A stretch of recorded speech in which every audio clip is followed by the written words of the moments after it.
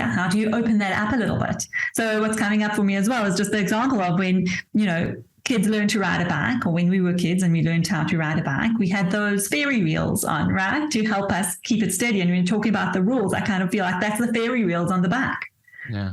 And then you take those wheels off when you feel more steady, because you can just go without them, and you don't need quite those steadying mechanisms in order to ride the bike, in order to do what you need to do in the world. And at some point you can move on to sport bikes and trail bikes and, all sorts of things like that. I guess I don't know if I can do it in the bike metaphor, but I guess what I became really aware of as you were saying that is like some of the structures that I've put in place. Can I do it in the bike metaphor? I love metaphors. I'm not sure I can.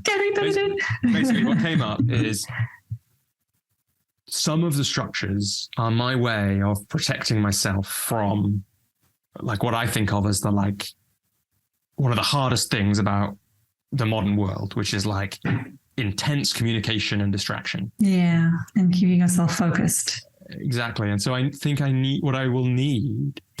came up was